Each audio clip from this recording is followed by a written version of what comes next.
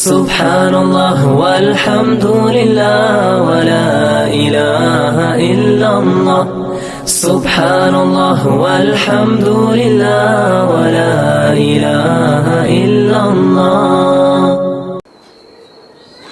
میتا کے اندر گلا گھٹ گھوٹ کر مرنے والا یا گھٹ کر مرنے والا یہ بھی داخل ہے، وہ بھی میتا ہی ہے۔ موقوذہ، موقوذہ جو ہے وہ بھی اس میں وہ جانور جو سخت مار سے مر گیا ہو، لکڑی سے مارا، کاہے سے بھی مارا اور وہ مر گیا، موقوذہ، تو یہ بھی مردار میں داخل تھا۔ لیکن خاص طور سے منخنقہ، گلا گھوٹنے سے مرنے والا اور مار سے مرنے والے کو میتا میں سے نکال کے خاص طور سے ذکر اس لیے کیا، اہل جاہلیت ان کو جائز سمجھتے تھے، اس لیے خصوصاً ذکر کر کے اس کو بھی کھانا حرام ہے یہ بتلا دیا۔ تو چھٹا ہے منخنقہ کے بعد ہے موقوذہ، وہ جانور جو ضرب شدید کے ذریعے ہلاک ہو گیا، ایسا مارا کہ سر پہ لگا اور وہ مر گیا، جیسے لاٹھی یا پتھر وغیرہ سے مارا ہو۔ جو تیر کسی شکار کو اس طرح قتل کر دے کہ دھار کی طرف سے نہ لگے، تیر مارا، بسم اللہ پڑھ کے تیر مارا، لیکن سامنے کی نوک نہیں چبھی، بلکہ وہ تیر کا سائیڈ اس کو لگا، پر لگا، پیچھے سائیڈ لگا، ویسے ہی ضرب سے وہ مر گیا، وہ بھی موقوذہ میں داخل ہو کر حرام ہے۔ حضرت عدی ابن حاتم رضی اللہ عنہ نے رسول کریم صلی اللہ علیہ وسلم سے عرض کیا، میں بعض اوقات معراض تیر سے شکار کرتا ہوں، اگر شکار اس سے مر جائے تو کھا سکتا ہوں یا نہیں؟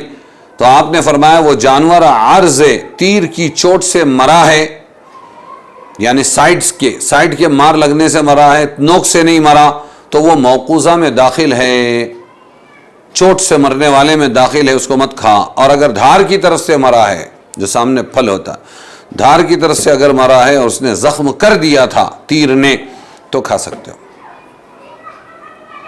یہ روایت جساس نے احکام القرآن میں اپنی اسناد سے نقل کی ہے۔ اس میں شرط یہ ہے کہ تیر پھینکنے کے وقت بسم اللہ کہہ کر پھینکا گیا، پھر وہ چبھا، خون نکلا اور مرا تو جائز ہے، ورنہ ناجائز ہے۔ جو شکار بندوق کی گولی سے ہلاک ہو گیا، اس کو بھی فقہا نے موقوذہ میں، سخت چوٹ کھا کر مرنے والے میں داخل کر کے حرام قرار دیا۔ عبداللہ ابن عمر رضی اللہ عنہما سے نقل کیا ہے کہ المقتولۃ بالبندقۃ تلک الموقوذہ،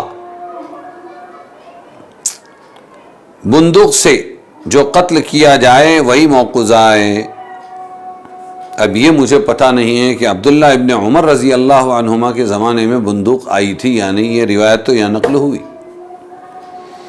امام اعظم ابو حنیفہ، امام شافعی، امام مالک وغیرہ سب اس پر متفق ہے کہ بندوق سے ماری ہوئی جو ہے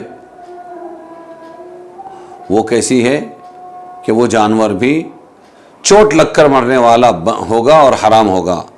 متردیہ، ساتواں جانور ہے متردیہ، وہ جانور جو کسی پہاڑ ٹیلے سے یا اونچی جگہ سے گر کر مر گیا ہو یا کنویں وغیرہ میں گر کر مر جائے، وہ بھی حرام ہے۔ عبداللہ ابن مسعود رضی اللہ عنہ سے روایت ہے، اگر کوئی شکار پہاڑ پر کھڑا ہے، تم نے تیر بسم اللہ بول کر اس پر پھینکا، وہ تیر اس کی زد سے، تیر کی زد سے نیچے گر کر مر گیا تو اس کو نہ کھاؤ۔ وہ تیر کی زد سے بچنے کے لیے نیچے گر کر مر گیا، تیر لگا نہیں اس کو، تو یہ بھی گر کر مرنے والا ہے، اس کو نہ کھاؤ، کیونکہ اس میں یہ بھی احتمال ہے کہ اس کی موت تیر کی زد سے نہ ہو، گرنے کے صدمے سے ہو، یہ بھی ہو سکتا ہے، مت کھاؤ، احتیاطی پہلو بتایا۔ یہ تو وہ صورت بتا رہے ہیں کہ تیر لگا اور تیر لگ کر وہ گرا اور مرا، تب بھی مت کھاؤ۔ ہو سکتا ہے تیر لگنے سے نہ مرا ہو، اس کے ڈر سے، گھبراہٹ سے، گرنے سے مرا ہو، وہ متردیہ میں داخل ہو جائے گا۔ اسی طرح اگر کسی پرندے پر تیر پھینکا، وہ پانی میں گر گیا تو اس کے کھانے کو بھی اسی بنا پر منع فرمایا۔ یہ بھی احتمال ہے کہ اس کی موت ڈوبنے سے واقع ہوئی ہو، تیر سے نہ ہو۔ عدی ابن حاتم نے یہی مضمون حضور سے بھی نقل فرمایا ہے۔ آٹھواں جانور نطیحہ، وہ جانور جو کسی ٹکر اور تصادم سے ہلاک ہو گیا ہو، جیسے ریل موٹر وغیرہ کی زد میں آ کر مر جائے، یا کسی دوسرے جانور سے لڑائی ہوئی اور ٹکرا کر مر گیا، دونوں کی لڑائی میں ایک مر گیا، مت کھاؤ۔ کیوں؟ یہ نطیحہ ہے، ٹکر سے مرنے والا۔